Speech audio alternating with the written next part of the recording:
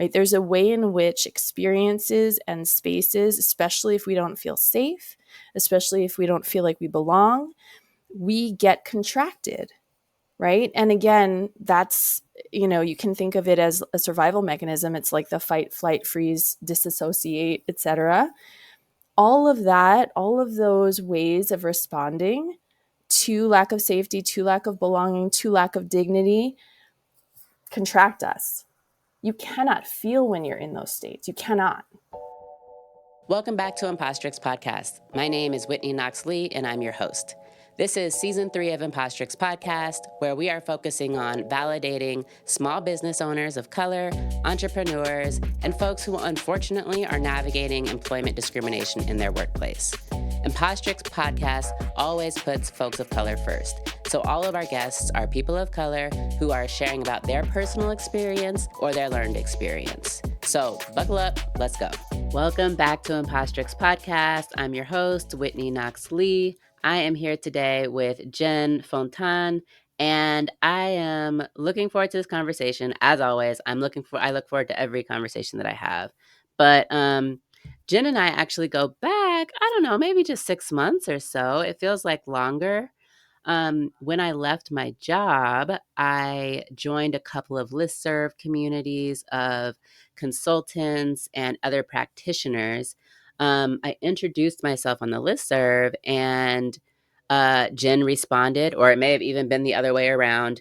But what caught me about Jen was her focus on somatics and applying somatic reflection and healing. I'm going to let her explain. But applying that to management and leadership in our workplaces. I had never seen that combination because, of course, I'm like a somatic newbie. Y'all know I spent this past year really getting into it. And Jen has been one of the people that has really been foundational to my exploration with that. For a period, Jen was offering a free somatic, I don't even know the language Yeah. to use, a space. She was offering a free virtual space. If you are on my listserv, you may remember, because I shared that information when it was happening. I had the opportunity of attending a couple of those spaces. My first time doing anything like that. It has not been my last. In fact, Jen, since you and I met, I have met several people who regularly incorporate that type of practice into their work. And it's actually something that I now incorporate in my consulting work. So, all that to say, I am looking forward to this conversation because I've had a lot of questions that I've just wanted to put off until we had an opportunity to record. So, Jen, please introduce yourself. Thank you so much. And it's awesome to hear the exploration you've been in.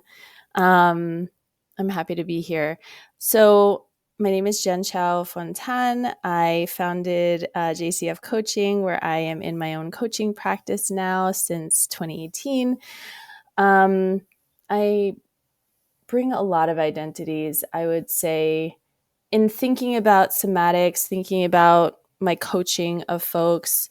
The identities that come up the most or that resonate the most with clients are probably my identification as a cis woman who is also a woman of color.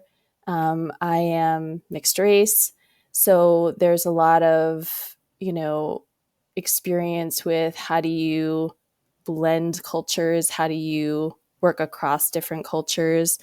That comes up obviously a lot in the workplace as people are trying to navigate race equity, etc. I'm a mom. Being a coach is a huge part of my identity now. And I am older than 45. And that feels like it's very present. Yes. Really? At the bus stop this morning, I was talking to the other No moms way. about perimenopause and all the changes that come with that. So, yes, Whitney. Gotta get that good sleep. Mm, that's awful. Fun fact, my mom recently told me I had some medical issues, and was doing a little exploration into our family history of women's health, and essentially, I'm gonna Mm, get early menopause, and I'm not happy. I'm not happy. So, I'm 36, and 38, 39 wow. is about the time Yeah. that it starts in my family, Well, so get that support around you. I have, I mean, this is the kind of stuff that doesn't get talked about. I know this is not this podcast, but these are some of the topics, right, that don't get talked about enough. So you really have to get out there, get resources, learn what's happening with your body, and yeah, get some good women friends around you, right? Because we're all kind of going through it together.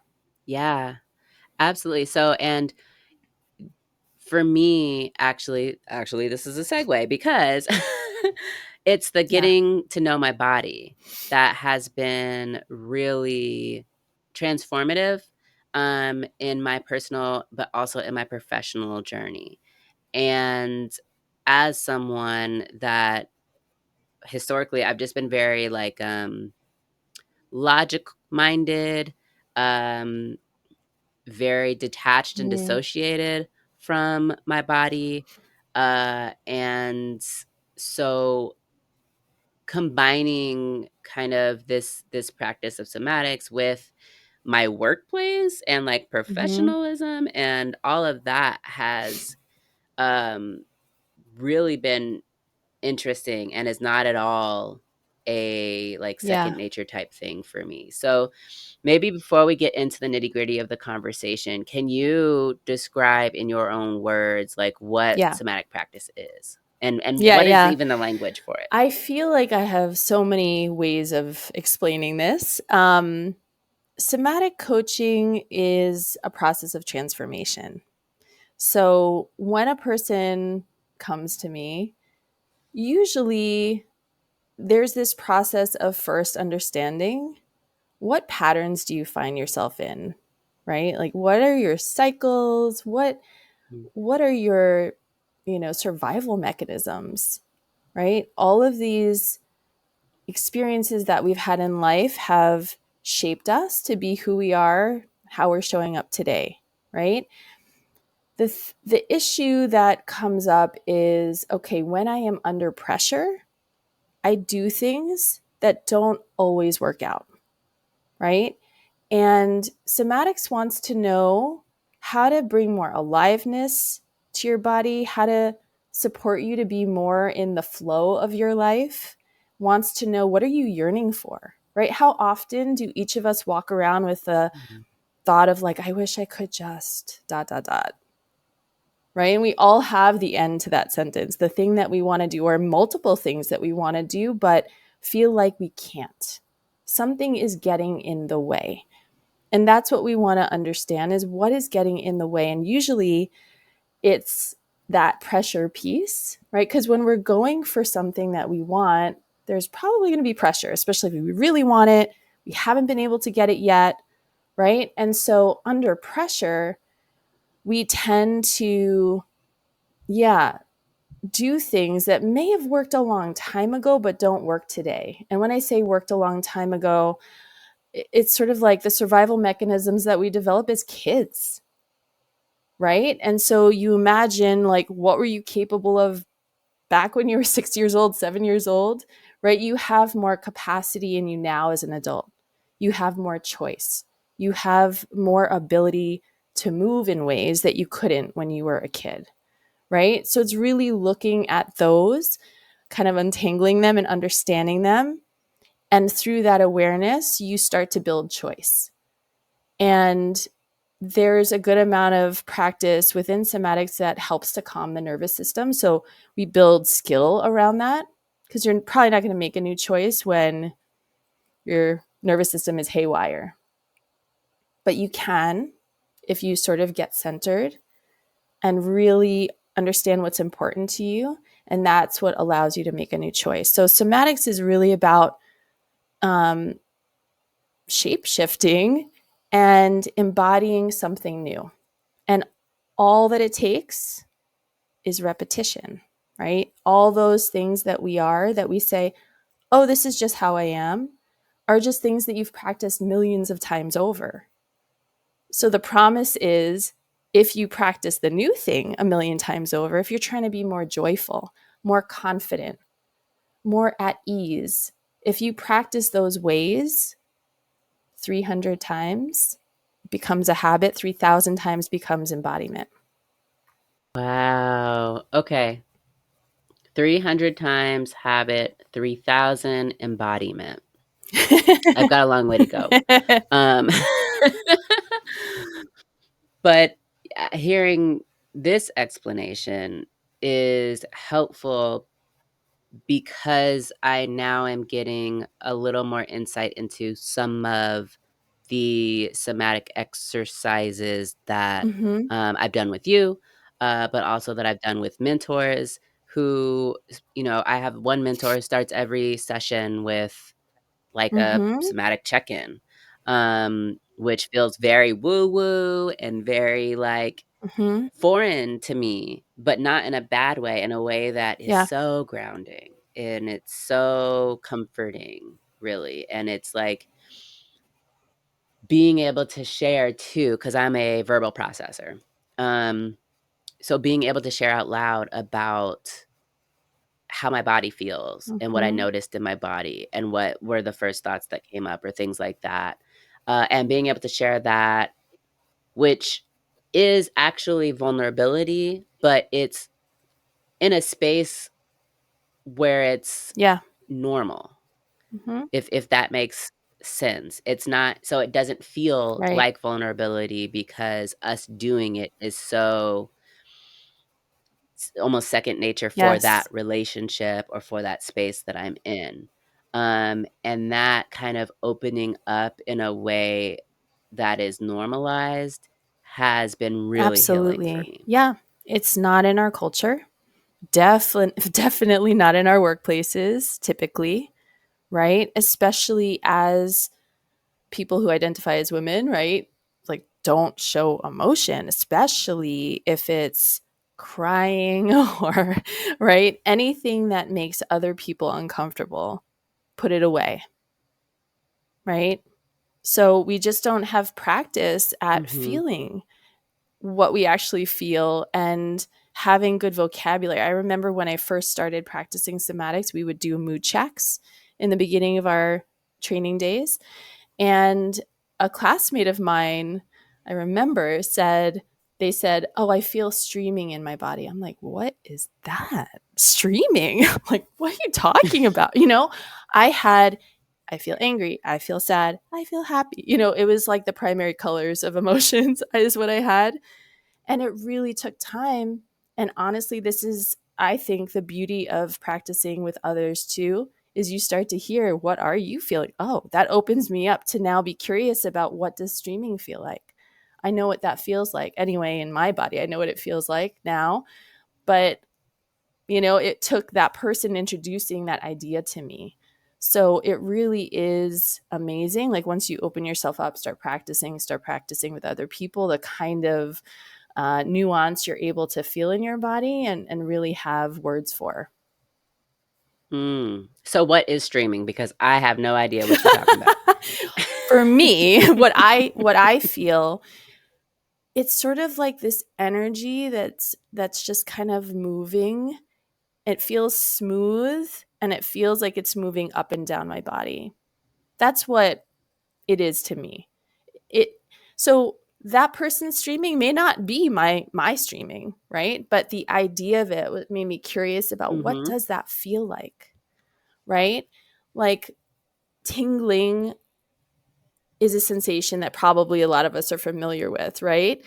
And maybe feels, similar. Right. It's like when you get the chills, or when something, I actually just got it now because I said it. But yeah, it is interesting to kind of think about, like, what is the whole range, right, of things that I could be feeling in my body. Yeah, and I remember I've shared this story before on this podcast, growing up at one point being in therapy and going to a therapist who was very, really centered emotion and feeling. And I learned that I didn't know. I couldn't name my feelings. And so, we used a very rudimentary Yeah. feelings wheel. Now I use a feelings wheel when I'm in consulting that has like a cajillion different feelings and stuff like that. But back then, it was you called the primary colors. Yes, it was angry, happy, sad. And for me at that time, and I'm finding even for adults and people that I engage with, and even for myself, sometimes it does go back to just the basic of, am I Yeah. angry? Is this anger? Am I allowed to feel anger? Um, and so definitely not knocking the primary colors, because I Yes. think for so many of us who are used to, especially in the workplace, just Mhm. taking it, and like you said, not allowing ourselves to have feeling, to react to whatever it is, whether it's good or bad, Yes. or nothing, or if it's neutral. We spend so much time in this professional, I don't know, ideology of we're going to keep Yeah. everything in check. We're definitely not going to get angry. We're going to avoid conflict. We're not going to be too excited. We're not going to be sick. We're not going to be under the weather. We're still, if we are, we're still going to push through it. Um, and so it's really helpful not only for me to be able to understand like the baseline feelings, but then also when I bring it back to my body, being able to understand, okay, so what does this Yeah. actually feel like in my body that can help me identify that this is Right. anger, that this is fear, that Yes. this is, That's right, whatever the because thing. usually emotion, it starts with a sensation.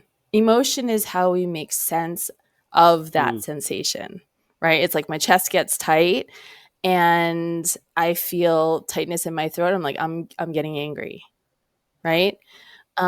So I mm, think that what you're saying makes a lot of sense. The other thing I want to mention too is yes, there's choice in all of this, but it is also important to acknowledge what certain spaces do to our bodies, or what, I mean, right now, the world, right? And what is going on in the world? What is that doing to our bodies?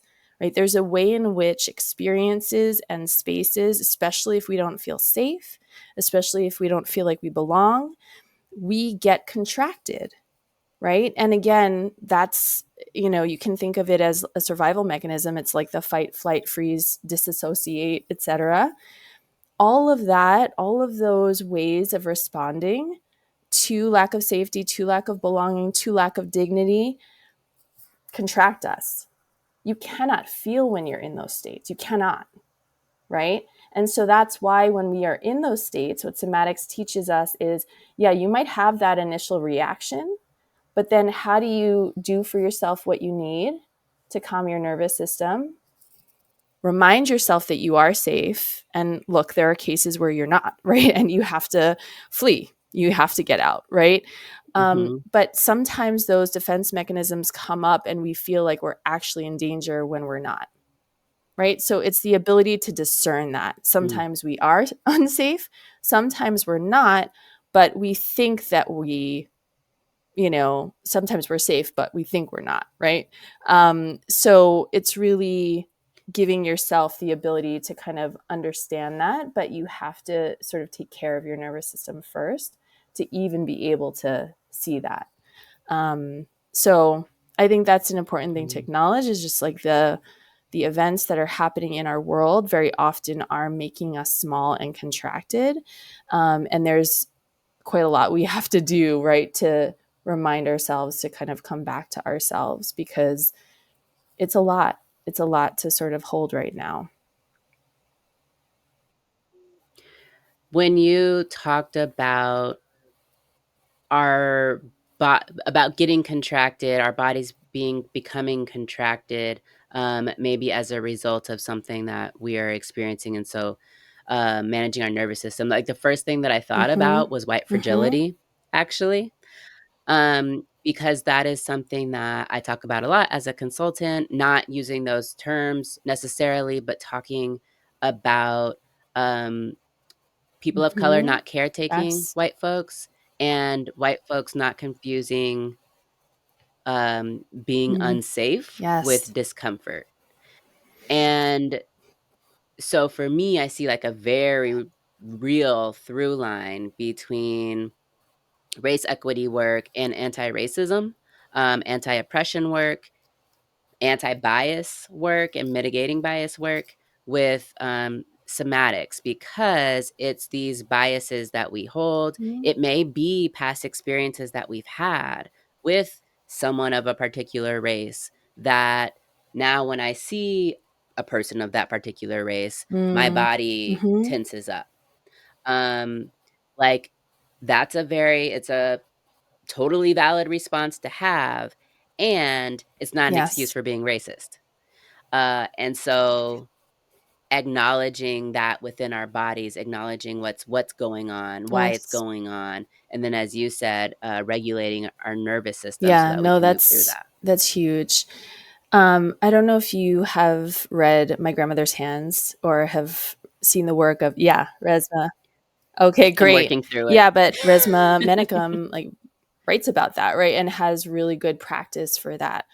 To be in relation with people or in experiences with people, maybe of a different race, and really acknowledging like what are the vibes here, what are the sensations here, like what am I feeling, right?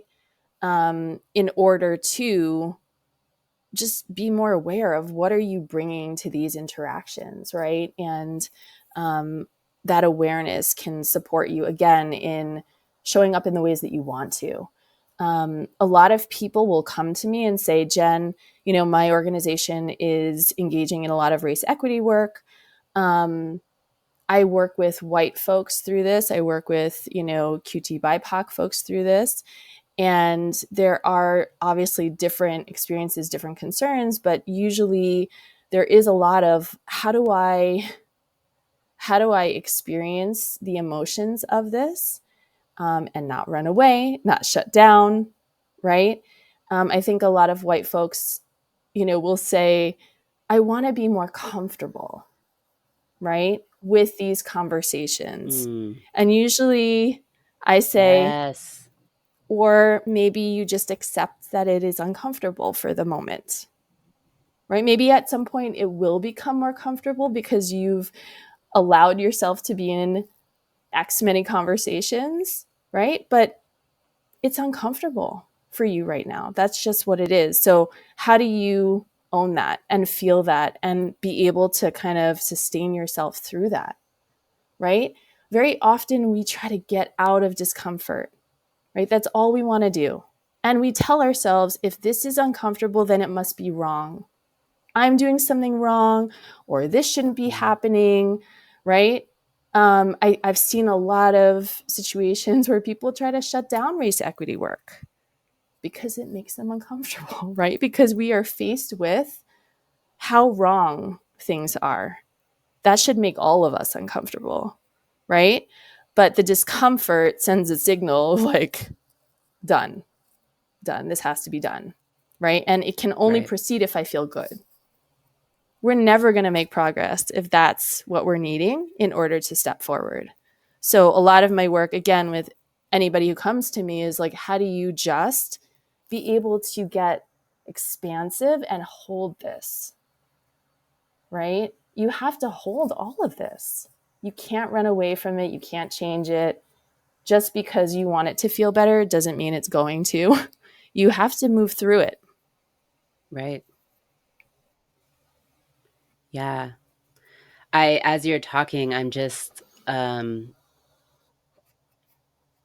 glad that we are having this conversation, because I just see this as such a tool more and more now through this conversation. Um, and it's giving me more language Mm-hmm. for moving forward. Somatics is a practice, right? We call all of our practices practices because you have to practice them, right? And I feel the same about anything related to race equity work, right? We know that for too long, organizations or people were like, what's the one training I can take? What's the one thing I can do in the year that makes me Hmm. feel good about myself? No, it's a practice. right? How are you reflecting on your own experiences? How are you taking in learnings from other people? How are you engaging in conversations? This is not one and done. This is not 10 and done. This is lifelong. So I think that's the other connection, is that both of these are meant to be practices. If we really want to sort of like get good, embody, if we want to embody anti-racism, right? You can apply this somatics piece to it, right? If you want to embody anti-racism, you have to practice a lot. Yeah. I want to transition into talking about managers and leaders. So, for many of the episodes on this podcast, our focus is really on people who are not in management or who are maybe middle management or lower management levels. Um, but I wanted to talk with you about management because I know that in your practice, you specifically work with leaders and people in management. I also want to continue to name the ongoing attack that Black women in leadership are experiencing at their workplaces, and in ways that people of color are absolutely complicit to and perpetuate that harm, and in ways that they don't. Certainly, not everybody is out to get people, but I've noticed in myself uh, white supremacy that's so deeply ingrained that it's coming out when I interact with a Black leader. So my question is around for leaders of color who identify that they are looking for a somatics coach. What are the things that they're coming to you with? What are their goals and outcomes that they might be looking Yeah, for when they that's a come great to you? question. I will say imposter syndrome is really big amongst folks of color in Mm. leadership. And I definitely want to come back to that, especially because of your podcast. A lot of, I mean, this is connected, but a lot of self-doubt. Sometimes there is, how do I navigate issues around race, right? Or how do I navigate the culture here, right? There's a dissonance between the culture and my authentic self. How do I, come to terms with that? Um, I would say those are the key things. I mean, sometimes this goes for everybody. There's like, I am overwhelmed, I am overworked, I am not in balance, right? How do I Mm-hmm. find that for myself? But like I said, I feel like that's everybody across the board. But sometimes Mm-hmm. these things feel almost more heightened with leaders of color because typically I'm not seeing that leaders of color, and I experience this in my own career, typically there aren't the same support structures, or it doesn't feel like you can name, hey, I'm Mm. struggling here and get support, right? We talk about that feeling of you always have to be doing 200% to be okay, right? So that's why it feels heightened, because there's like an aloneness to it that perhaps a white leader may not feel and be fine with saying, no, this isn't working for me. So that piece of Yeah. self-advocacy too. I Oh, think sorry. I think oh there's a little delay. So that piece of self-advocacy too. yeah. Thank you. It makes sense to me because I know the times where I feel the most shame or guilt around my past actions have been around how I hold Black leaders accountable, and specifically around feeling like someone isn't Mm, doing enough and being willing to tell them that. And whereas I may also tell a white leader that same thing, it's what I did not recognize was the lack of community network support that leaders of color experience compared to white leaders who, the world is run by white leaders, so there's plenty of them to network. And I know that there are professional organizations and all of that stuff, but the fact remains that a lot of people of color, particularly Black women who are in leadership, are isolated. They may be the only in Yes. their organization. They may be the only in the executive team of the organization. Um, and so I'm curious as to how your work with them helps them Yeah. navigate some of these things. So another way that I think about somatics is that it really winds up supporting you to feel whole, right? And Mm, more trusting of yourself. If you're in a process of really listening to what is here, it's not just listening though, it's also acting in accordance with, you start to feel really grounded and anchored in yourself, right? There's a way in which, I mean, when you have imposter syndrome, when you have perfectionism, when you have, people pleasing tendencies, this is very outward focused. How am I doing, everyone? Tell me how I mm, am, right? I am looking for value outside of myself. I'm looking for worthiness outside of myself, right? And so, my goal as a coach is, how do I have this person feel like I'm amazing? I know who I am, right? I don't need to hear anything from anyone. If I get feedback, sure, I'll get feedback, but I know what I'm capable of. And I know that what I don't know, I will figure out, right? It's that kind of self trust that I think is so huge, that can come from somatics, that really supports this, this leader who does feel isolated, this leader of color who doesn't necessarily feel like they have a lot of support, guidance. I mean, how many of us are thrown into terrible situations, by the way? Like, come fix this, and oh yes, it's right, time for a right, leader of color. Right, but things are broken all over the right. place, and we're told, like, we believe in you, you know um I'm starting to see some shift. Like, I am hearing more and more from organizations, like, we are putting this person into this role knowing full well how messy it is, so they get a coach. We want to invest in them. So I'm hearing that more and more, but it's still Great. not everyone, right, getting that kind of support.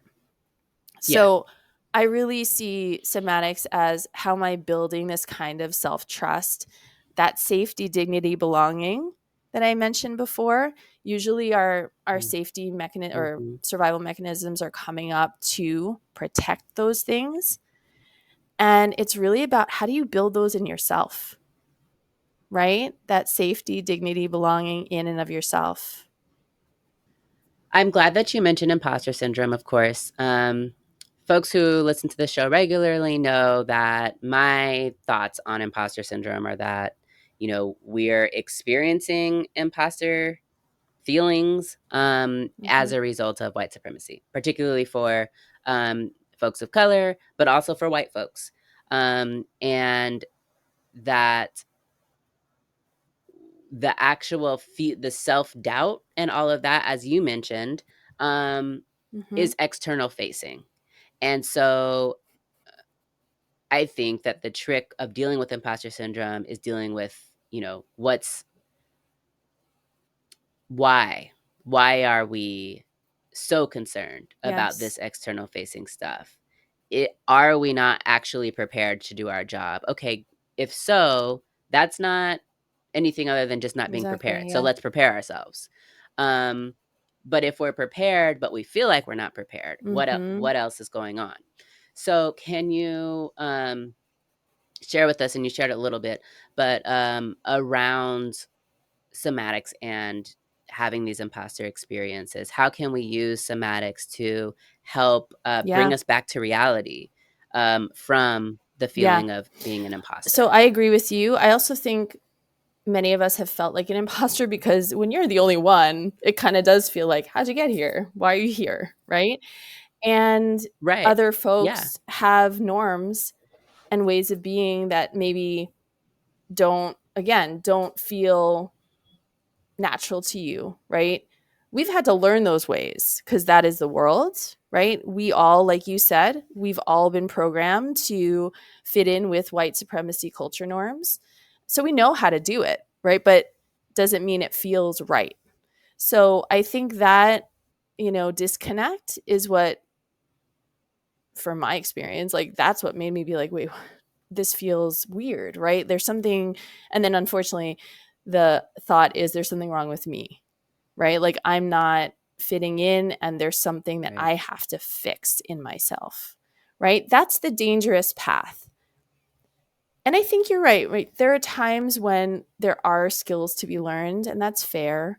But sometimes the way imposter syndrome comes in, we really think like I have to fix myself, right? And the more we go down that path, like that is just, that's not good, right? Because that makes us feel like there's something wrong with us, that we are at fault, or that we are the ones who hold 100% responsibility of the change that needs to happen, right? So when I work with folks who are struggling with imposter syndrome, there's also this practice, I think, in somatics where we really are coming out of our heads.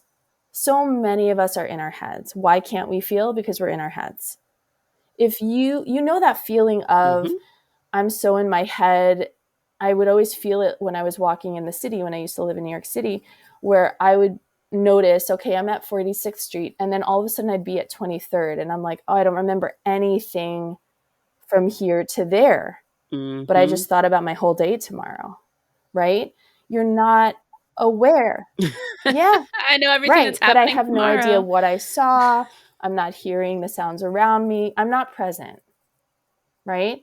So usually we're self-reliant on the intellect in this culture, right? There's a lot of value around your thoughts, your strategies, your ideas. And again, like we said before, not so much value on how are you feeling, right? Your ability to be present. Right. And so a lot of the practice of coming into the body supports coming out of the head, right? When we are feeling imposter syndrome and then we think there's something wrong with us, what are we going to do? We're going to try to figure out what we have to do. And there's a lot of anxiety that sort of keeps you here. It's kind of a losing battle, I would say, right? Because the more you're in your head, I think about literally being balanced in your body. How are you balanced when all the weight is up here? Right? Before I started practicing somatics, when I started practicing, I should say, I noticed that I could feel my legs almost for the first time. Like I wasn't feeling the lower part of my body at all. Maybe if I would stub a toe or something like that, I would notice. Right? But I was so up here. And the process of really feeling the full body and practicing getting grounded in the feet, in the legs, right? Again, all of this sort of like mindfulness of the body and getting present is calming to the nervous system. It does not support you going up there and being like, what should I do? Right? And so the practice alone, I think, helps a person to deal with that anxious part. And then, like I said before, there's a lot of trust building that happens with yourself. And we talk a lot about shaping in somatics as well. And so we talk about white supremacy culture and how these things shape us. We talk about capitalism and how that shows up. And so I think there's an ability too, when somebody's practicing somatics, to see, oh, I'm a person in a bigger system, right? When you're struggling with imposter syndrome, again, you're like, this is me. There's something wrong with me. You're really in it and you don't understand. Wait, there's something bigger working here, right? This is happening to many of us. Yeah. And so that also, I think, supports a person to be able to be like, oh, I see what's happening, right? And to be more at choice with, Do I just give into it, or do I allow myself to be grounded, continue to see who I am, what I'm here to do, and stay focused on that? Mm. So I am hoping that you would be willing to give us just a brief example of what a somatic practice reflection might look like. Yes. Are you willing to do I that? actually have one that's very brief, but I feel like it so connects to what we're Great. talking about with imposter syndrome. And I feel like it's easy enough that if someone's listening, they can follow along and do it also. Yeah? Okay. Perfect. Yes, I think that's great because I'm realizing as I'm thinking back on when I've talked about somatics on the podcast before, that for someone who has not actually Hmm. experienced doing an exercise or practice, it may be Yeah. difficult to conceptualize. And so I think you're the perfect person to show us what this might feel like on a very abbreviated Okay, that sounds great. And I scale. think you're right. People are like, what is this? So when I actually do consultations, we just do a session like I would, because it is really important for people to feel and understand what is somatic practice. So the mini practice I have for you um, is one where we're really going to understand what is the body's reaction to different approaches around change. Okay, and I'll show you what that means. So if you take one hand and put it in a fist, let's say that this fist represents imposter syndrome, right? And you're like, all right, I know, and I didn't say this before, I should say, again, a lot of these conditioned tendencies, these survival mechanisms have wisdom, have strength, right? What happens when you have imposter Mm. syndrome? You probably work your butt off, right? Which helps you in a lot of Mhm. ways, helps you to be successful and to get to where you are. But obviously, there are downsides, right? You probably make yourself sick in certain ways too, or overwork, right? So, if we want to change this, take the other hand, right? Imagine an approach. I think this is more of our tendency too, that is a little harsh, like stop it already, right? And you're trying to pry your fist open. Stop it. I need to stop thinking that I'm an imposter. I need to get over it. I need to just figure this out. What's happening with your fist when you do that? Right. It's Gets clenching. tighter. So that's the body's response to that kind of approach to change. Now shake it out. Fist again. Same imposter syndrome, but now with the other hand, apply a loving cradle underneath. Maybe you're saying, like, I get it. I get Mm. why this feels this way. But there's nothing wrong with you, and we will figure it out. What happens to the fist? Yeah, My fist is loosening. It's like resting almost. exactly. Right? So, this is the approach that somatics believes in. We do this with ourselves, Mm. right? We Mhm. say, I understand. I understand why you've been functioning like this, right? It was for your survival, but change is possible, right? And it's that kind of lightness and it's that kind of self-love that really is to be practiced. Again, for you to feel really Mm. whole, really grounded, and really capable. And, I noticed almost immediately that when you said make a fist, I didn't just make a fist, but I, like, Mm-hmm. clenched my fist. And that was my first that's how I have a fist. And when I'm holding my fist, when I'm caressing my fist with my hand beneath it, is the first time that my body feels like, "Okay, this fist doesn't need to be Mm-hmm. clenched." And Yeah. that's amazing to me, just that because I'm thinking about, okay, when are times that I make fists, but I'm not in a protective mode. And the only time that I can think of is my children love to fist bump. So we fist bump and keep it moving. But my fist is not like it's Right. not tension. But any other time, my fist is tension. Yeah. I think that's such good awareness for you to just notice that and notice your association with fist, right? It also makes me think about when I think about all the conditioned tendencies that we have from our shaping from childhood, I actually think of them as little fists inside my body, right? Like how many little clenched fists do I have that are holding on to some idea, some way of being, something I think I need to survive, right? That somatics has been a practice of just like opening fist after fist after fist, right? And once we open, we can reach for something new, right? We can't really reach for the new thing if we're still holding on to how we have been doing things, right? So I think the fist in so many ways is a good representation, right, of how these things are living in us. Yeah.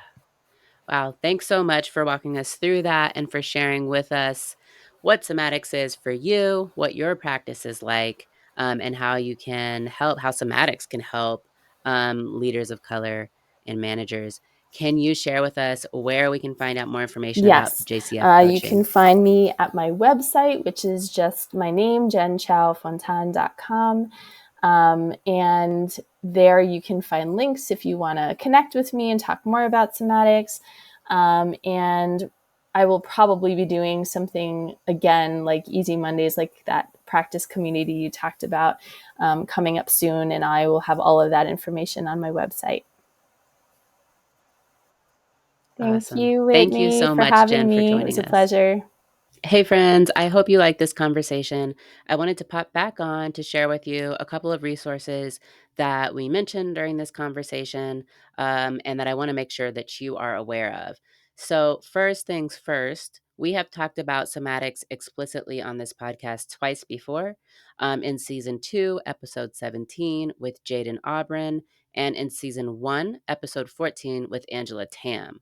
Those are both great conversations. If this is a topic that interests you, that you want to learn more about, I encourage you to listen to those 2 episodes, to get a little bit more background and to get a different perspective because, as Jen mentioned, somatics is a practice and may look different to different people. Also, I want to uplift Prentice Hemphill and the Embodiment Institute. They are all about somatics and healing and racial justice. And so that's a great resource for folks. Resma Menakum's book, My Grandmother's Hands, was mentioned. That's also a book that helps you work through generational trauma through the use of somatics. And then finally, I want to shout out the organization that I work a lot with, Just Roots Consulting. We incorporate somatic reflection in all of our DEI and anti-racism trainings and workshops. So if you are interested in having us come and present to your organization, definitely reach out. You can find this information in the show notes as well. Alrighty, until next time, be validated. Thank you so much for listening to Impostrix Podcast. I appreciate your support and that you continue to listen week after week after week. I've got some exciting news, which is that you can now listen and support Impostrix Podcast on the Alive Podcast Network app. You will find ad-free listening to nearly 100 other Black-hosted podcasts, in addition to Impostrix Podcast, and you'll be able to support those podcasts and really kind of get into your groove with that app. I hope that you will join me over there. I appreciate your support. To connect with me, feel free to join me on Instagram at Impostrix Podcast. You can also join me on Facebook in our validating space. Just search for Impostrix Podcast. All right, until next time, be validated.